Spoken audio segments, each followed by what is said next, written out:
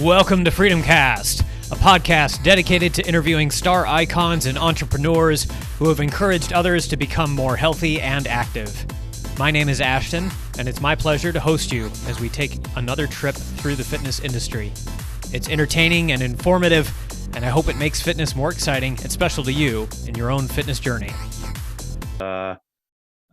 This is Richard. Am I getting this right? Richard Love with Perfect. Absolutely. Excellent. Off Comfort Zone on Instagram. And he has had the thing that caught my eye. I've seen you a bazillion times on TikTok with the tape over your mouth, which has been great. But he also recently had a interview dialogue with Ziegler Monster on TikTok, which was excellent. So they were talking about their perspectives on the fitness industry.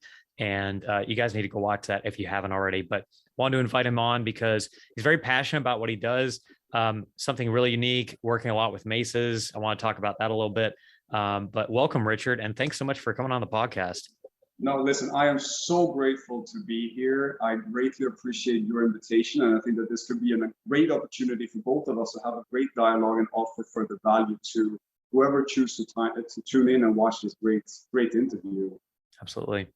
I wanted to just continue the conversation we were having earlier about different perspectives in the fitness business, because I completely am on the same page about this, but you disagreed with Ziegler Monster on what specifically, and then what did you do to kind of work through that? Well, so basically, like we just spoke about, I think that anyone who has a different perspective or has a different opinion than I do, I think that that is a fantastic foundation for a dialogue. Okay, I have so many people agreeing with my videos, but I have equally as many people disagreeing with my messages that I'm trying to have come through the videos. So I invited Ziegler Monster amongst two other gentlemen, all of which were happy to say yes to a dialogue. And that speaks volume to me. That means that you stand for what you're saying and you are down to have a dialogue. I respect any man or woman who is publicly sharing his or her opinion. Why? First and foremost, every one of us, we have an opinion about certain things, yes? Which means that if you then stand up publicly and say, this is what I stand for, I respect that, because you are subject to so much love and constructive love, okay? Constructive criticism.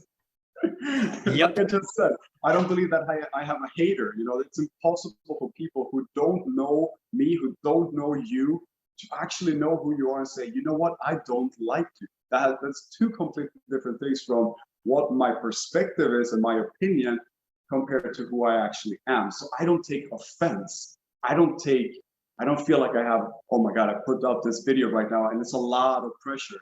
I've been to war. That is pressure. This is a dialogue. So Ziegler Monster and I, the first time I came across Ziegler Monster was he was about to perform a very mature adult type of playtime together with his protein powder.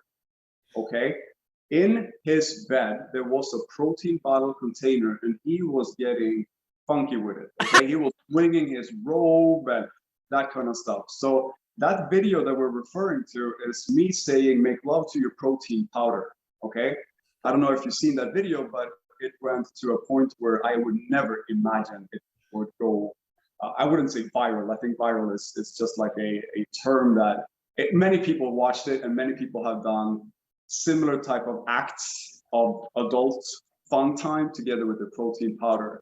And as of late, Noel Dizel, I think his name is, the bodybuilder on TikTok and on Instagram. I just see him on TikTok usually. Yep. He also then said that oatmeal is something that you should also make love to. Mm-hmm. So both him and I, we are talking about what options that you have, but make sure that you perform these acts safety first, okay? So Ziegler then had this video. So that was the first time I came across him and his account. And I immediately saw that he is into, bodybuilding and that type of fitness niche. I thought that was very interesting. Then we had a little bit of a disagreement on another video that I posted. So I was like, hey, it's time for us to have a dialogue. And that was the foundation of that invitation and of our dialogue. Nice. So I want to ask you a few things. Just I want to go back to the beginning, I guess, and ask you about your personal life. And you don't have to go too personal, but how did you even get started in fitness, generally speaking? Of course. It sounds like you're not from the United States. I personally am Italian, so I've got an immigrant background, so I'm all about it. But yeah, talk a little bit about yourself and where you came from and how you got into fitness. It's a very great question. Thank you for that. I think that what I see, I'm going to jump to that later because this is Yeah. very good question that is definitely coming to form and coming to life now in today's society as well. But, you know, when I was 14, 15, 16 years of age, early teenager years, I started to do a lot of different sports. You know, I was very active as a kid, but I was also very skinny as a kid. And anyone being a teenager, but I'm speaking for myself, you know, you are kind of like trying to mold and figure out who you are. Many of us still are. And I think at that age, you're so vulnerable and receptive to every type of information, to your friends working out hard and hitting numbers at the gym. And you're looking at yourself and you may not feel like, man, I don't feel like I am something. How am I supposed to be popular amongst my guy friends? How am I supposed to be popular and attract a girl into my life? Like there's so much going on as a teenager, myself included, was going through that type of anxiety and confusion. I call it pure confusion. So by the age of 15 to 18 years of age, I was playing basketball and we started to the same questions that are now once again being discussed. Should I take creatine? Should I hit the gym? Will that stunt my growth? Like all of those things that was during that time when I was growing up are still relevant as a topic in today's world, right? So I had an experience. I had a coach within basketball that taught me compound movements, like what is a squat, what is a deadlift, what's a clean, and man, I felt so inspired by that. So I was more intrigued in the weightlifting aspect than I was in actually playing basketball. I was not starting five, but I was part of a team that, you know, we definitely conquered Scandinavia. We won tournaments in Russia. We were doing really, really good. But once again, if you're a teenager, you're not really appreciating how you look. You're not really getting that playtime, so you're seen and you're not popular to the extent that you hope that you can be. You're doubting yourself to one extent. So once again, this confusion and such have been a seed now going forward in the TikTok and social media type of presence that I have.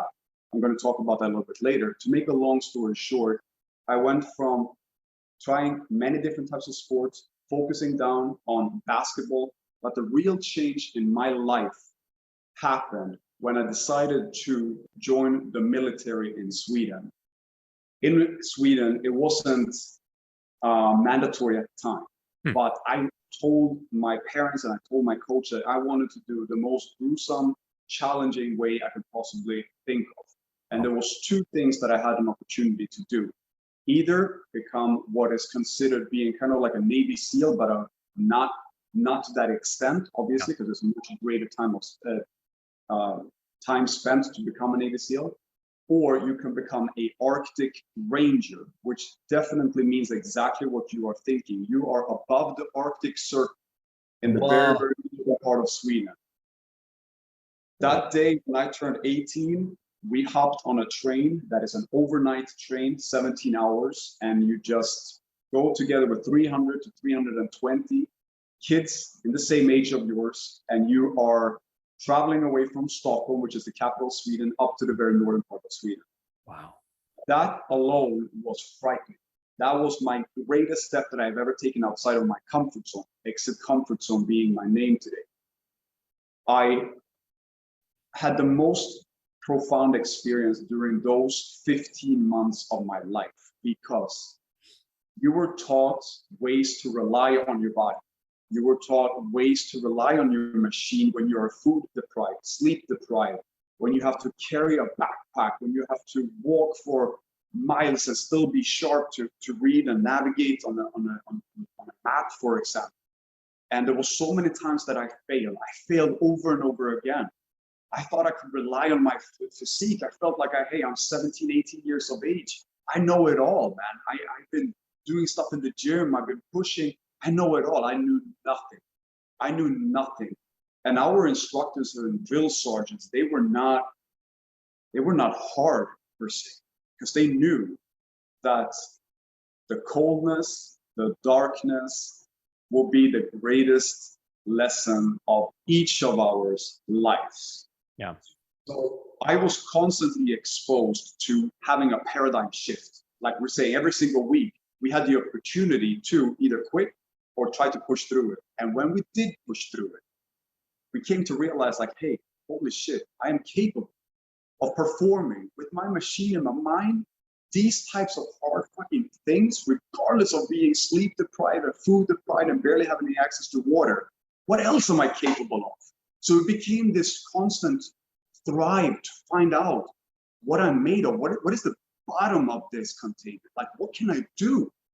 So ever since that day when I graduated as an Arctic Ranger, I have been seeking out ways to better understand how I can put myself through physical and mental challenges. And I constantly keep talking and sharing. I want you to recommit every day to your spiritual, physical, and mental journey. And you grow as a spirit when you perform things that you did not think that you were going to be able to perform, in my humble opinion. Yeah. Yeah. That's phenomenal. So Sweden. So that training sounds, how long was that training for? 15 months. And what you had was the first 3 months was all of a build-up phase. It was summer. The summer is fantastic in the northern part of Sweden. You're surrounded by a million mosquitoes in every step that you take, but the sun never sets either. So you have mosquitoes, you can't sleep. Everything is just a blur at that time. Because you're above the Arctic Circle, the sun never sets, but it's the complete opposite in January and February, where 30 days out of that month, the sun never comes above the horizon. Wow. That was new. That was new. Yeah, no kidding. And I've never then, been back. say what? I've never been back to that part of Sweden since. I bet. No kidding. I wouldn't want to be. So 15 months. And then from there, did you continue to enlist, or did you pop out of the program? I try when you're done with that part, you're kind of like, okay, thank you so much. There's ways that you need to continue to become become an officer and keep that as your profession. But I decided to take a year off and was working at the time. But then I got a phone call. Hey, you know what, Richard? There's a great opportunity. And as a young savage at that time, you're like, oh my God, I can be the spearhead of my nation. Let's say yes to this opportunity, which was to go down to Afghanistan. Oh, wow. Being part of Afghanistan, where our type of training was in perfect harmony with the cold mountain region of Hindu Kush mountain range in Afghanistan. It's the same type of cold, miserable situation as it was above the Arctic Circle. So we were perfect for that. So I said yes. Nice. And then, so how long was your stint in the military then, total? Altogether, 3 years. Okay. Gotcha. Yeah. And do you guys still live in Sweden, or did you come over to the States at some point?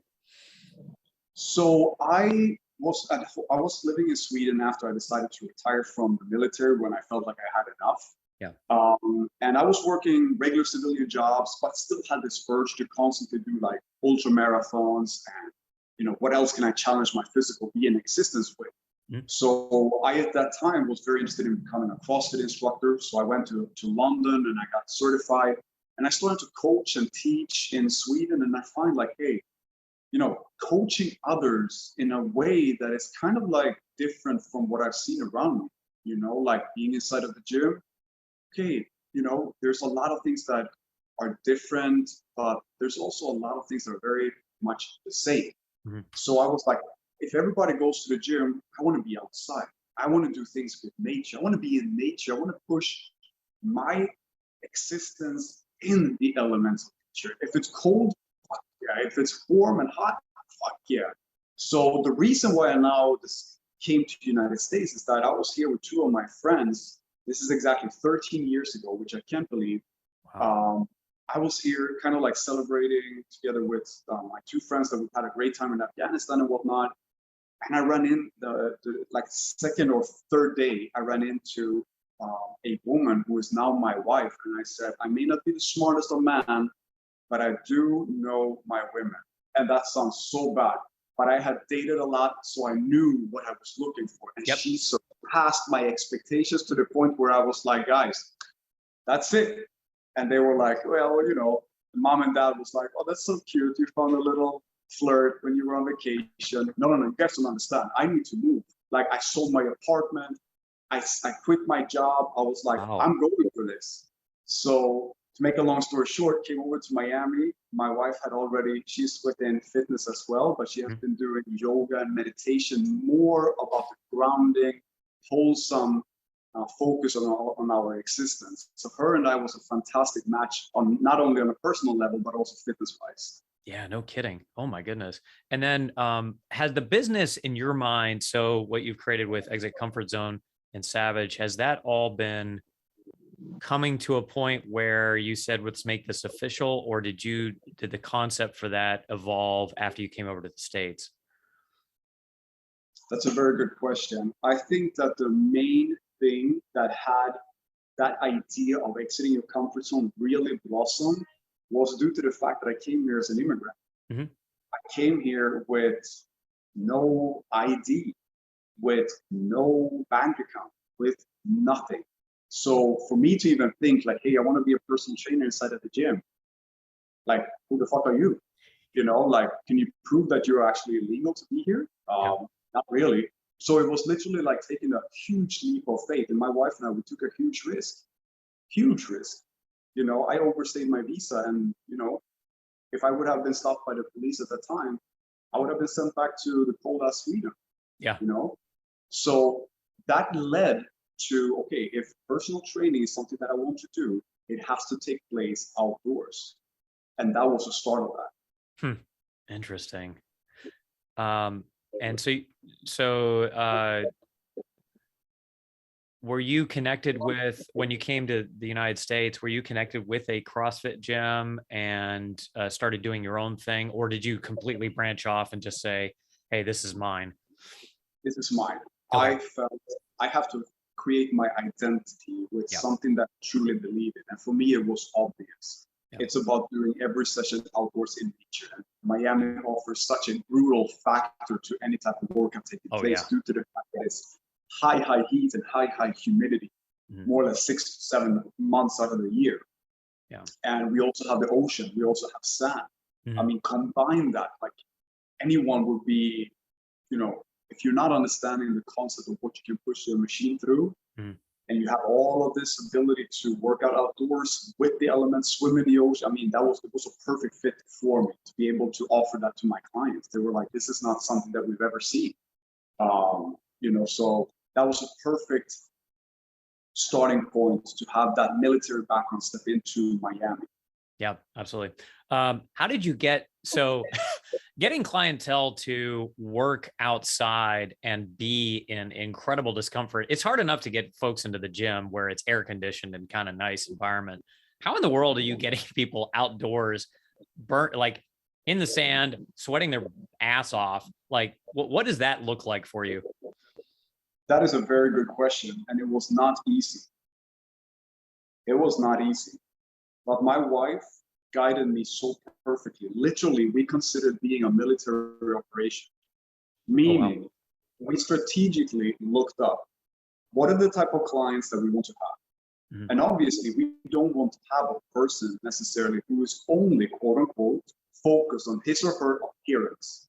Okay? Because the gym does a fantastic job here. There's mirrors, there's other people, there's so much knowledge and information that you can gain from others, right? So with my videos, I have never downplayed anybody that has that focus to only look a certain way. However, I do believe that you can get so much more from life if you also build your character and confidence based upon your performance.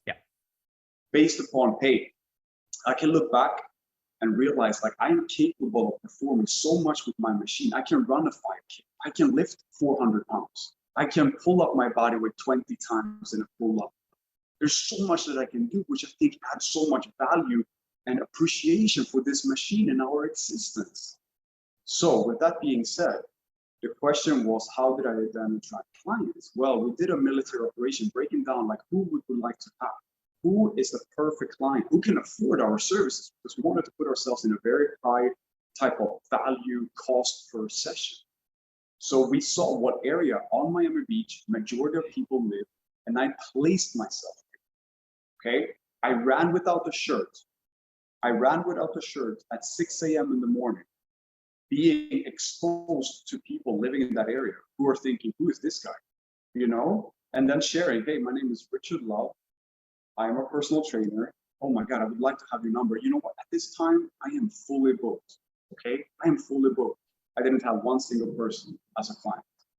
Oh, what that started to generate was a, holy shit, this person is doing all kinds of crazy stuff. He's out running in the middle of the fucking morning. It's drenched. He is crazy hot and he's so busy. You know, I have to wait on him to receive an email for a possible invitation to becoming a client of us. Yeah. And we got the first. That led to the second, because that person recommended those individuals within his or her circle of friends. None of them questioned the actual cost, which meant that we have now established ourselves at a very high value. From a business standpoint, this was the best way to go. And this did not come from me, okay? This came all from my wife, who has more the business mindset. So that's how we initially generated clients, word of mouth, that brought us to a point where, okay, we're fully booked at this moment. Perfect. What is the next step? Gotcha. Wow. And then from explain in a nutshell what the training philosophy is, because it's obviously pushing your limits and trying to achieve more than you ever thought possible with your body. But I know there's probably a lot more to it than that. No, that's a very good summary of it. So what I would like to have established with any client of ours is that you and I, we will not work out for more than 3 months. After 3 months, I don't want to work with you, because I have given you all the tools. I have given you ways to work with tools. You have figured out what the hell you're capable of performing. So you don't need it. Thank you. We're done here. Okay? That approach offers somebody to learn, like, okay, I am focused on learning how to utilize a kettlebell. I'm focused on learning how to utilize a savage sandbag, rings, mace belts, steel clubs, run, sprint. Like, in reality, both you and I know, to obtain a peak performance machine, in reality, we don't need to do much more than maybe 10 different types of movements, and you will be at peak performance for the rest of your life. Now, not taking in consideration that you will grow, 22-inch biceps, but if we put that person out of the equation, that type of client that we were looking for wanted to build a confidence within his or her performance. Great, here are some of those tools. And if we focus on those 10 movements, being, for example, deadlift, how do we do a proper deadlift? Being the king of all lifts. How do we do a proper squat? How do we do a swing? How do we do a pull-up, dip, push-up? How do we sprint? How do we do a rotational movement? Then all of a sudden, those 10 movements serve you so broad, and you learn how to utilize a kettlebell, a dumbbell, and then eventually a barbell. In my opinion, you are set. Yeah, absolutely. I love that. And you're focusing on the basics too. I know some people have different disciplines and complicated equipment, particularly within bodybuilding. It's really hard because you need individual machines for every body part. But the fact that you're focusing on compound movements and things that everybody can do, and then also moving off of the reliance on you as a trainer, is every trainer needs to have that philosophy, in my opinion, because having that as a crutch will eventually hurt your progress, because you don't have the tools, skill set to continue your own training. You're going to be hampered by programs and whatever it is to continue and go. Yeah. Yes, absolutely. Like, sooner that person become independent means that he or she can work out when I'm not there. Yeah. And I can be of a remote coach. Hey, it can be online. I can send you programs or whatever. When you're on vacation, for example, you ask me, hey, I have access to these types of tools in my gym. What do you suggest that I do? Boom, here you go. Yeah. I'm up the picture. Bam. Yep, absolutely. I want to talk a little bit about the thing that people probably know you best for, which is tape over your mouth and restricted breathing while you're doing exercises. I know that's not all of the regimen, but talk to me a little bit about that and why that specifically. So I think that that's a very great question and a topic that more people should know about, okay? I don't need you, when you're working out, to put duct tape over your mouth. I'm not sponsored by Gorilla Tape or duct tape yet. Okay? Who knows, man? There might be a deal down the line that I'm not. Hey, but the reality of things is that this device that we have in our face offers so many functions that I had no idea about up until a year ago. Okay. I did not know that when we shut our mouth literally and breathe with our nose, the air that comes into our nose is pressurized, meaning that we're not over breathing, because the concept here and the myth is that if we take deep breaths with our mouth, we supply ourselves with more oxygen. Yeah. That is absolutely false, but that's my belief. Hey, I've been coaching clients when I was not aware of this, like, hey, take deep breaths, and you see a client like he's not getting freaking better by so the lesson that I learned from that is that pressure, that the resistance that our nose have, regulates how much air is being taken into our body in the best possible way, because the gas exchange that happen in our body needs to be of 5% CO2 needs to exist in our body in order for the oxygen to leave the blood and come to the working organs and muscles. Okay, the air that is breathed through our nose is also temperature regulated. I had no idea about that either. So if you're in a cold environment, by the time that air hits your lungs, it's already heated up to the perfect 86 degrees Fahrenheit. I had no idea about that. Oh, nice. You know, it's also filtered. The amount of filter and nose hair and mucous membrane that we have in our nose. Yep. I had no idea about that too. You know, and one of the greatest things that we have around our nasal cavities, up here in the sinuses, in the nasal cavities, there's nitric oxide being produced.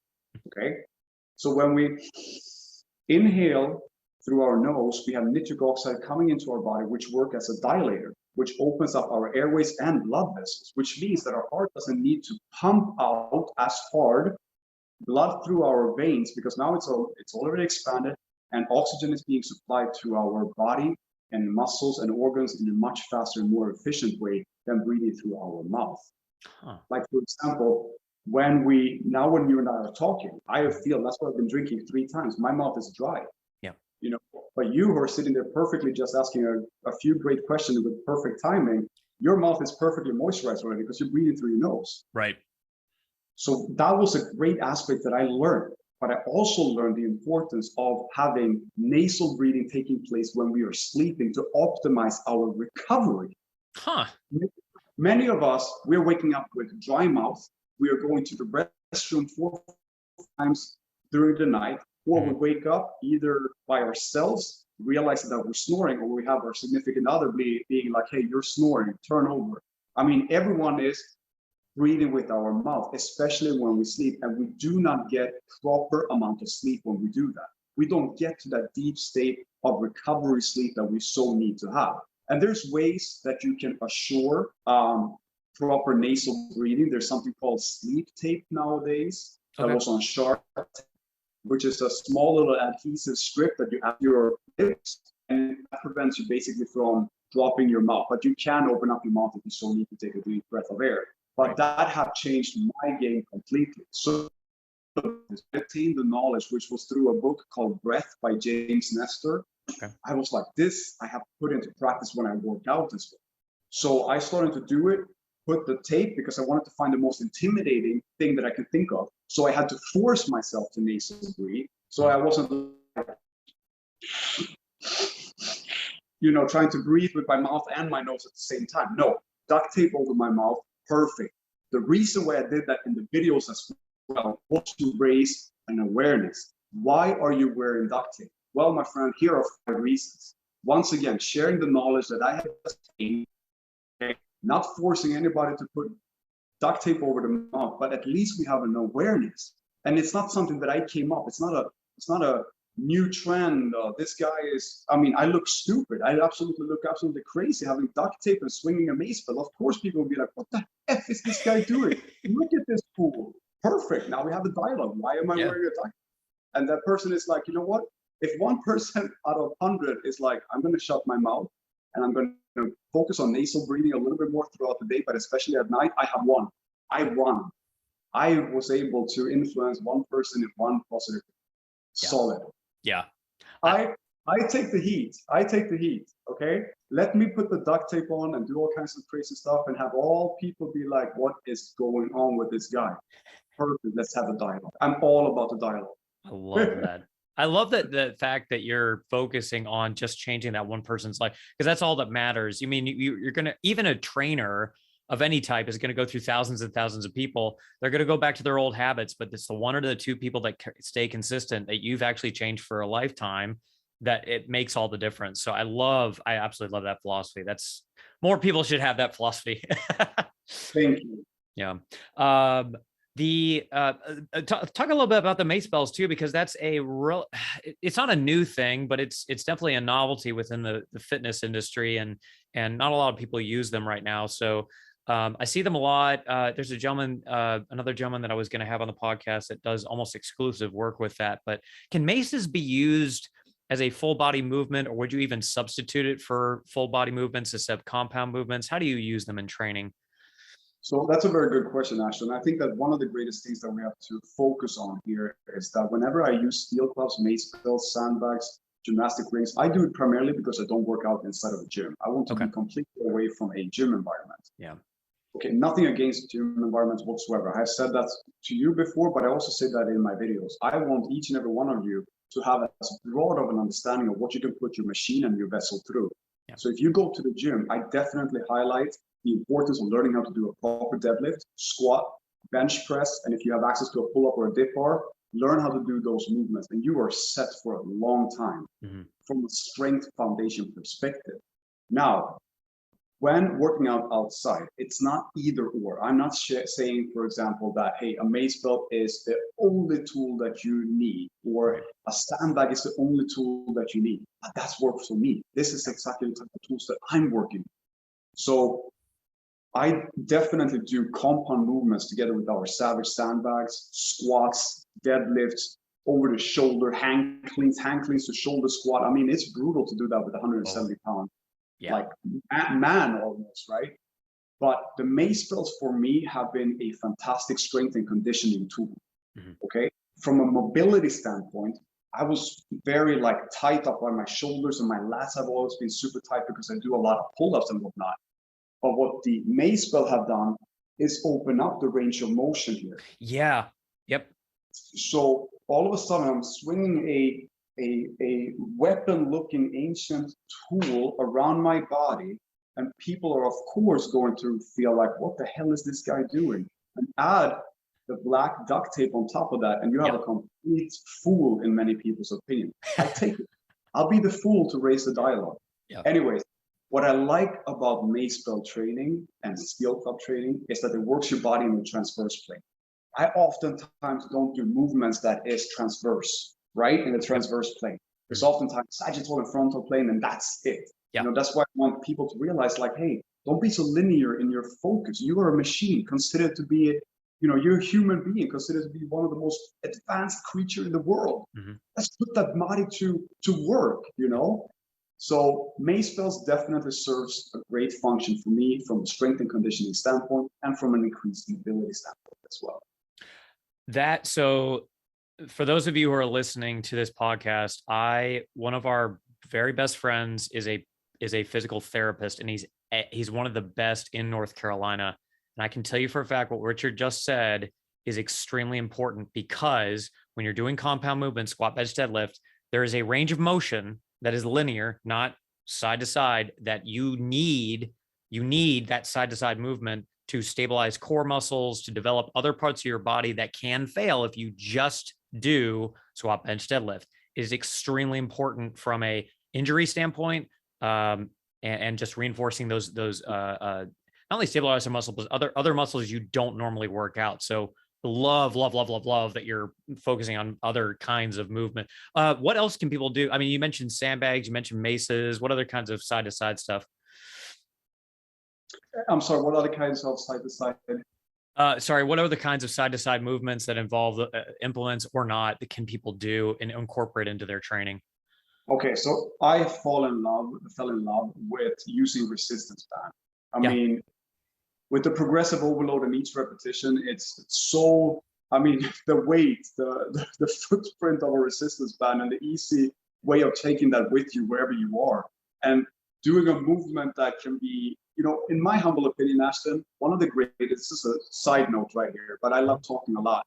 I'm not a great speaker, Ashton, but I am a big talker. Okay? You can quote me on that. I love it. So I have a lot of things to say. And that's why I think TikTok is perfect, because there's no one that asks questions back. You know what I mean? I know, right? Yeah. In my humble opinion, the most complete athlete in the world is a MMA fighter. Okay. And I'm saying that not because I want all of us to fighting each other and be violent and whatnot. No, I'm saying that from a perspective of, you can take your favorite football, baseball, basketball player. All of those are amazing athletes. They have conditioning, they have strength, they have endurance, they have all of it. But none of them are having another opponent face them that wants to kick, punch, elbow, choke, whatever is allowed, you out. Which means that you have to be so endurant, you have to be so strong, you have to be so mind to body aware, you have to be so mentally strong. When you get knocked down, like that is the most literal knockdown, get the fuck back up type of quote that we can have in our lives, right? So to me, an MMA fighter is constantly training in the transverse plane. A punch, boom, rotate, a throw, a kick, or a rotation, constantly moving in this direction. So we don't have to be MMA fighters in order for us to gain the transverse plane benefits. So utilizing a resistance band, holding on to it like this, have it at an anchor point behind you and punch through, that amount of work required is ridiculous. And it's one of the most cost-effective pieces of equipment one can invest in, not only from a warming up perspective, but also putting yourself through the transverse plane movements. There's so much movements that you can do with it. Yeah, absolutely. Absolutely. Is there More any questions? Man, I'm getting fired up here. Let's go. Yeah, absolutely. So core, and I'll touch a little bit more on core training. You're talking about transverse movements, but is there people talk about core all the time, and I feel like they really don't know what they're talking about. But they say core and they really mean abs. Yes. So yeah. So what in your mind are some really effective core movements that people aren't talking about a lot, that you're incorporating into your own training? You know what? I would lie to you if I told you that, I'm the core specialist. I know exactly what I'm talking about here. Both of us, we know that exactly what you just said. Many people come to us and say, hey, I want to strengthen my core. They really want to have visible abs. Okay, those are two completely different things. In any type of movement that we have, we engage our core. It's the center of our body. And the way I train that is basically not by focusing on it. I focus on doing other movements, progressively overloading that type of movement and gaining further strength in my core. To hold on to a savage sandbag like this in front of your body obviously works your core, and majority puts emphasis on your lower back and glutes and all that great stuff. But that's the type of training that I do more for a broad perspective, not necessarily focusing on dialing into, I want to isolate my core or anything like that. If I do a pull-up, yes, I do L6 pull-up at times as well to further add on to that. But that's not a movement that I necessarily recommend to a lot of people. What I do recommend to people if they want to improve their core is to do transverse plane movements. Use that resistance band, okay? Pick up something on one side, okay, like a suitcase deadlift. We're talking more of a movement-specific exercise. A suitcase deadlift, or you picking up something and standing still with a great posture is working your obliques. Obliques are our stabilizing and anti-rotational type of muscles that are extremely important in our everyday life. But once again, Ashley, we're not talking about how you as a bodybuilder can get more visible obliques, for example. We're not talking about that. We're talking for majority of us who work out from the standpoint of performing as great as we possibly can. So suitcase deadlift, static isometric holds with weight offset loaded on one side, and resistance band. Those two things are extremely valuable in my humble opinion. Yep, absolutely. Talk to me a little bit about, so I'll start with the health aspect of fitness, because 90% of your gains can be made in the kitchen, but also I want to talk about what's becoming more of a conversation around mindset. You've talked a little bit about this too during our conversation. I'll start with health. So What things are you encouraging people to think about from a health standpoint as you're training them? That's a very good point. I think that if you talk to a teenager who is coming to me, and majority of my TikTok followers are in the age span of 13 to 20 years of age. Mm-hmm.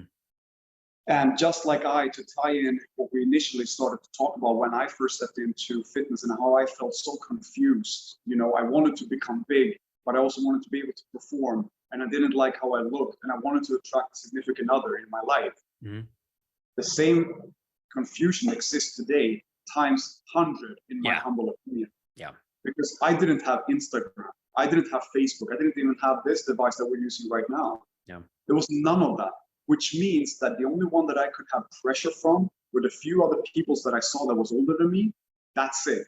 Yeah. But nowadays, it's not about for teenagers to be as healthy as they possibly can be at that very age. It's all about, man, this influencer, he is doing so great things inside of the gym, and he is buffed and jacked, and he is 5% body weight, and he is 210 pounds year round. Well, my friend, this is one of the greatest challenges I believe the fitness industry has. Yeah. Every one of us wants to some degree make money, okay?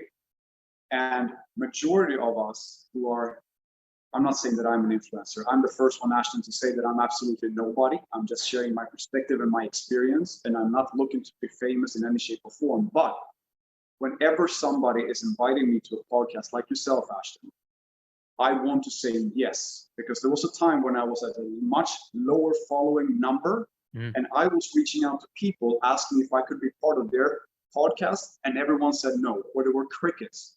Okay. Wait, motherfuckers. Sorry. Anyway. I get it. Yeah. Remember, I'm not a great speaker. I'm a big talker. So what I was saying is that you are exposed as a teenager. As soon as you open up Instagram, as soon as you open up TikTok, you have these massive dudes that are claiming to be all natural. But in reality, that's not really the case. There is a secret sauce component that can come into many people's lives to look a certain way. But yet, if you buy my protein powder with a 10% discount code, you, my friend, can look as great as I do as well. That is like the common, and this is not only for men, this is for women as well. You know, like we have a lady who's just fresh out of a Brazilian butt job with the 360 lipo around her body. Well, she's claiming that if you do a few in and out movements like this with your feet with the resistance band that she is now private labeling, she as well can have, you know, glutes popping the weight that she has. Yeah. The illusion of the fitness industry, and that is my mission. My mission is very clear, Ashton. I want to create an army of savages. Not for me, because I have already my path clear for me. I know what I'm doing, and it's serving me very well. This is not for me.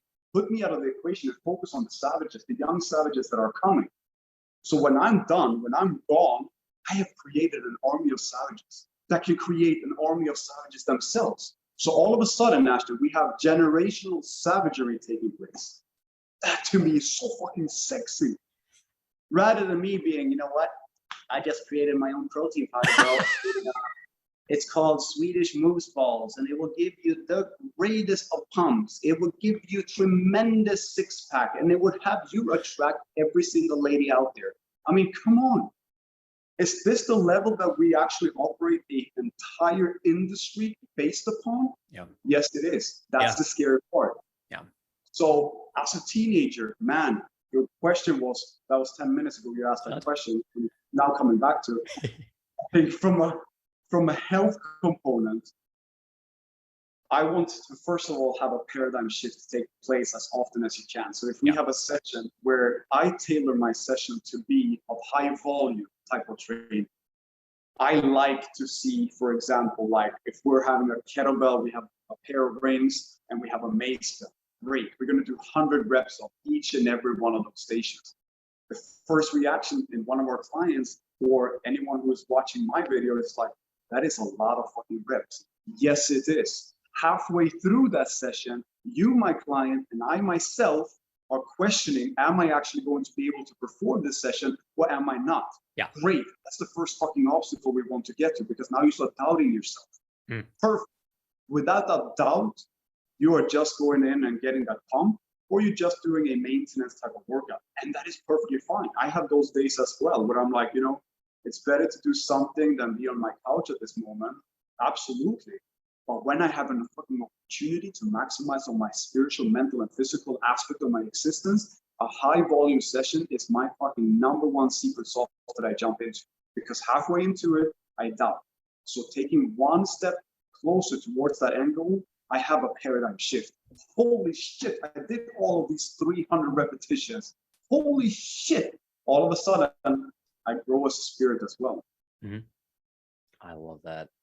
And this ties right into what I wanted to ask you next, which is the mental aspect of training.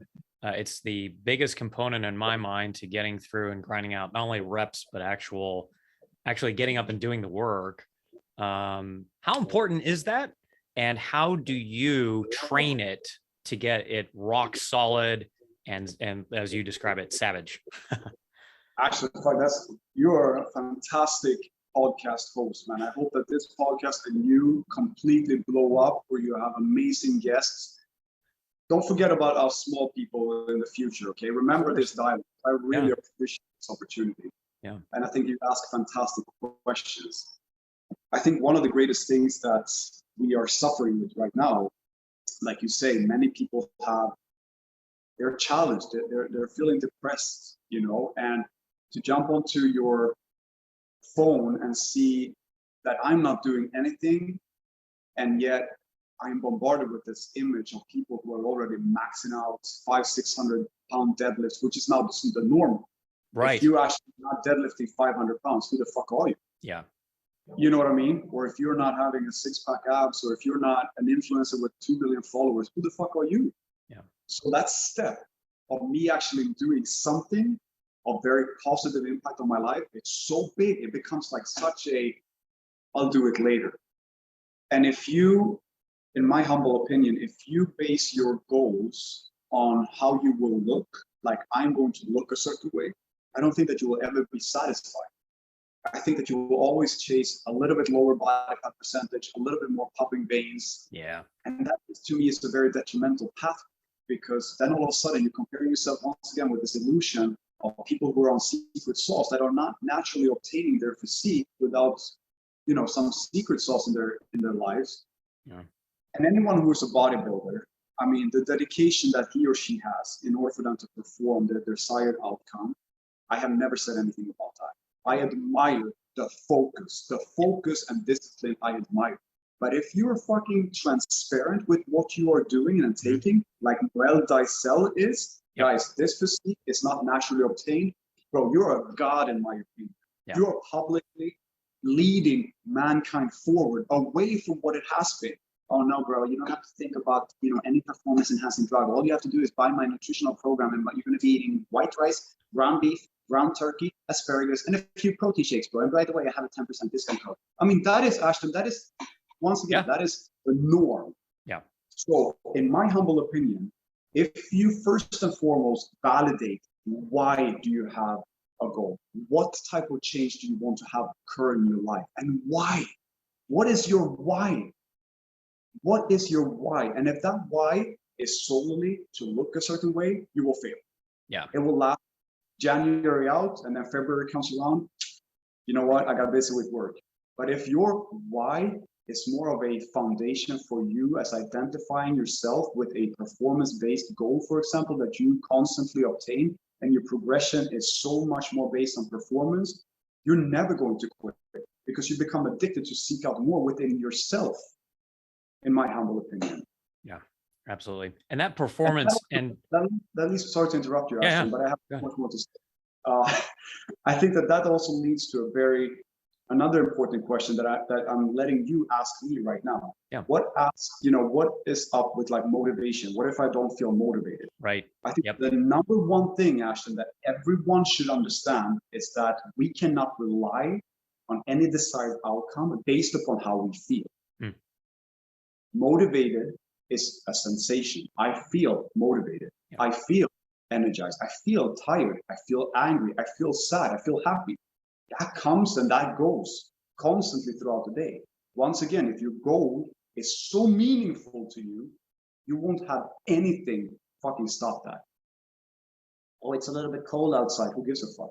Oh, I haven't eaten anything. Who gives a fuck? If your goal really means something to you, you push all of those limiting factors and disbeliefs away from you. And once again, you focus on you as an identity. Who do you identify yourself as? I identify myself as a savage. What does savage mean in my humble opinion? A savage, in my humble opinion, is a person who wakes up every single day, realize like, hey, fuck, I woke up today. Wow, not everybody did. So I'm grateful for my 24 hours in a life currency bank account. What can I do now with those 24 hours? Well, I'm going to recommit on my spiritual, mental, and physical journey. How do I go about that? I'm going to continuously try to make small increments, steps towards becoming a savage from a standpoint of performing better. A savage is a person who's open-minded and open-hearted to try all things that life offers us. We are so limited and linear in our belief system. You know, I am Christian, I am Muslim, I only drive European cars, I'm vegan, I only do bodybuilding. It says who? Fucking do everything. Your life is this fucking long, brother. Okay? The sooner you realize that it's only once that you actually have the opportunity to try different things, the more things you realize can be actually tried upon. I don't understand the concept of having people say, no, I'm a runner only. Great, you have found a passion. But why not include other things that can enhance your ability to run longer? Yeah. Okay, training, conditioning training with a kettlebell for you would be perfect. Or I'm only a bodybuilder. But what happens if you have to run from A to B? Right. Catch a bus? You know what I mean? Or I'm only a yogi. Oh my God, yoga is fantastic. But there's so much that we can do with our weekly routine of things that we want to try. I try to constantly push myself to try new things. Yeah. Like today, I'm going to go out for a run. I hate running. Good. Yeah. Tomorrow, I'm going to swim. I'm not good at swimming. Great. And the day after, I'm going to do some, deadlift with the savage sandbag. I already know how fucking miserable I'm going to feel standing with my feet in the sand, drooping sweat, with sand all over my face. I'm going to be miserable as fuck. But that's the fucking point. Yeah. Step outside your fucking comfort zone. Sorry to curse. Oh, you're fine. You're fine. Everybody needs to rewind and listen to that 5-minute rant again, like 3 times. So do that. I love it. I absolutely freaking love it. And just to clarify, and I don't think you're saying this, but some people chase PRs as the only thing that drives them. What you're saying is switch it up enough to where that goal, whatever it is, if you're trying to become a savage, that you have different things that you can go for, whether it's running or swimming, and you're not constantly chasing like this singular item that if you fail, that's going to be all of your self-worth. I think the variety that you're introducing, and it doesn't have to be a crazy amount of variety, can always leave you with a different type of like smaller goal to achieve that bigger goal that you're talking about. Yes, because I think that many of us, and this is a little bit deeper of an answer, Ashton, but to have a goal is fantastic, but to have a habit and to commit to a journey allows you to be present and appreciative of that journey. But to constantly fail over a course of a year to hit 500 pounds, like you say, my self-worth is going to feel like fucking pretty low until I reach that number. Yeah. But that desire and that happiness of you reaching that number is so short-lived. Yes. So by the time you hit that 500-pound mark, you're going to be happy for 10 minutes a day. And you're going to have that post be forgotten about when you're actually lifting that 500-pound deadlift on Instagram and on TikTok. A week from that, there's nobody liking your picture anymore. So yes, you can rely that you have now built a strength foundation that is 500 pounds off the ground and back down to the ground. That is amazing. But I do believe that people need to be fucking happy in failing. Failing daily is amazing. The concept of failing, none of us wants to fail because it's seen upon and looked upon as, look at this guy, he tried again and he failed. I want to fail fucking every day. If I'm not failing, I'm playing it safe. Yeah. I don't want to play fucking safe here in life. Yeah. Failing needs to be looked upon as a way of measure your progress. Yeah. Fail daily. If you fail daily, you're pushing yourself. You're reconnecting to yourself. You're understanding the journey and you're appreciating you failing. It's a driving force rather than like fail means that you are a failure. We are never going to be failures by failing. Yeah. We're going to be failures by failing once and giving up. Yeah. Yeah. The process, the journey is far more important in your overall habits and lifestyle than chasing those individual aspects of your training regimen. And it's going to be a lot more fulfilling long term. Yeah. Ashton, I have a question for you. What's that? Is that okay within this podcast? Sure, absolutely. Go for it. For people who may not know you perfectly, and if I have the opportunity to repost this later on to my account as well, which I will happily do to drive further traffic towards you as well. Yeah. How can you describe you and your mission, both from a business and personal standpoint? Yeah, absolutely. So, Freedom Fitness Equipment it's a couple of different things, but my mission is to provide people not with equipment, not with a thing, not with crap they don't need, but with a lifestyle around fitness that fits their training needs and fits their health. It fits their journey exactly like you're talking about. We differentiate ourselves from most of our competition through education, through podcasts like this, and through helping people to understand what does it take to get to wherever they want to go or become whoever they want to be. And to me, that's a much deeper mission than I'm going to sell you a bunch of Olympic weight plates. So that's our goal. Is we're trying to help you create a lifestyle around fitness that fits you and isn't just smashed into this mold of, I have a bias towards strength, obviously, but I'm not going to put that on somebody. So that's where we stand.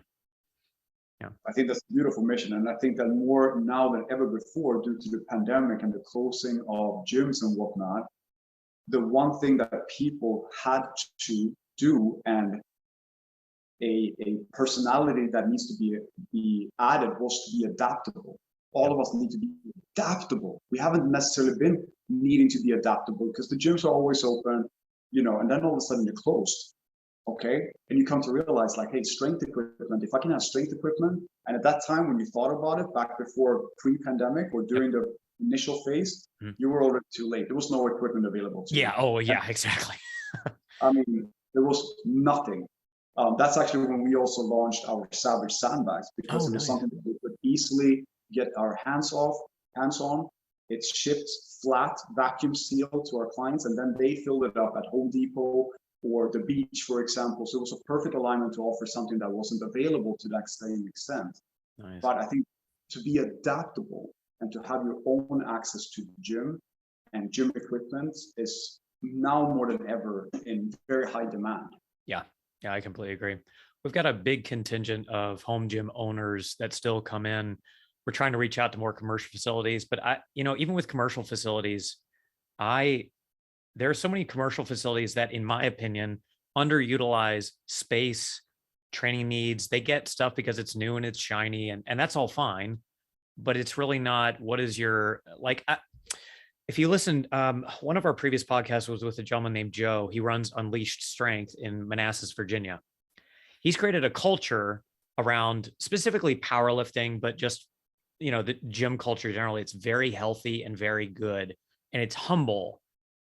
And I love supporting gyms like that, because that, again, it goes with our mission. Like, we want to provide you with, stuff that's going to create a better culture and a better fit for you and your training style, and not just the next new shiny thing. So yeah, I'm right on board with you as far as, people need to have already started thinking about this stuff and thinking about how they can become stronger and change their lifestyle and their habits.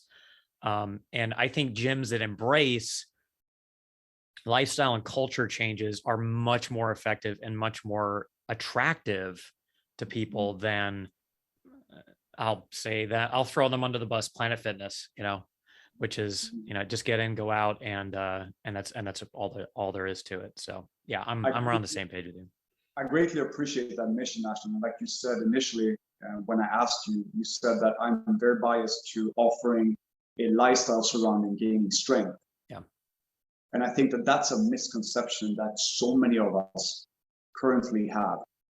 I have so many people reach out to me on TikTok and Instagram, and they're like, hey, bro, I want to lose some weight. I want to start my journey on weight loss.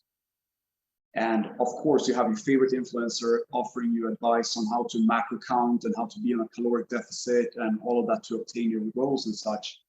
But in reality, if all of us focus rather on gaining strength and losing weight, you have so much more aligned with you than you being lethargic as fuck, being a caloric deficit because you're feeding 1,900 calories. You're not performing well in school if you're a student. You're not performing well as a husband if you have a partner. You're not performing well as a business owner or as an employee. Yep. Like, focus on gaining strength and you will sleep better. You will focus on what the fuck you're eating. You will focus on the proper equipment to invest in for a home gym and what you can do inside of a gym, for example. Yeah. So once again, it comes down to, I want to look a certain way. Great. Well, let's focus on what you can build with your machine. If you want to gain strength, I guarantee you have so much more that is going to work for you in life in general than obtain a low body fat percentage. Yeah. Yeah, absolutely. Strength is, it's, I don't know if you've noticed a demographic difference, but I have, and I've interviewed people who are both on the female bodybuilders and female trainers there's a particular issue with not so much guys on the strength side, but with women who are running from lifting, running from heavy things, running from the strain and the tension. And my wife loves to power lift and to lift in general. And so she's an anomaly in that space. And it's, it will make you stronger for your kids, for your partner, for everybody. I couldn't agree more. That is a concept that stems once again from, like, I mean, we're talking 80s, we're talking like 90s. The fitness area has always been looked down on the fucking scale. Yeah. Okay, what is the number of the scale? And that's how you identify if you're on the right track or if you're an obese, overweight person. Yeah. That needs to fucking change. Yeah. Unless you are an MMA fighter, like we spoke about before, and you're fighting in a certain weight class, right, or any other profession where the weight actually sets you up, and in powerlifting as well. Yeah. You cannot weight for a certain type of, that's when it becomes important. But an overall individual, which is 90% of us more or less, the scale is solely a stupid ass number that we have obsessed for too far, and definitely need to step the fuck away from. Yeah. Focus on numbers and weight that you're adding externally, loading your machine, and you can gain so much more, like you're saying, from that, gaining that strength. As a woman, oh my God. Yeah. A woman who has a kid from being 10 pounds, 15, progressively overloading, progressively growing as an external load that you are lifting from left to right, up and down 200 times per day. Wouldn't strength be a little bit of a nice, sexy touch to your existence? I believe so. Yeah, I agree. And you can't, you can't be averse to eating in order to gain that strength, and vice versa, like lifting and combining those two together. Yeah. So, I'm actually going to stop you there, but this was phenomenal. I am so thankful I had you on. I really appreciate you taking me up on the offer. Let people know where they can find you, the website, Instagram, social, all that stuff. Absolutely. Thank you, Ashton, first and foremost, for inviting me to have this dialogue. I have really appreciated your questions. Once again, you're a great podcast host. You ask fantastic questions that I've definitely enjoyed answering. I'm basically ExitComfortZone on Instagram and on TikTok. Okay. That's the place to find me. Excellent. Check this guy out. And your wife has a business as well. Is there somewhere they can go to check that out? So we are under Mr. Mrs. Love.com, MRMRSLove.com. There you find everything that we offer. Fantastic. All right, do it, ladies and gentlemen. Thank you for listening. Please give FreedomCast a 5-star review on Apple Podcasts or wherever you listen to podcasts. It would mean a lot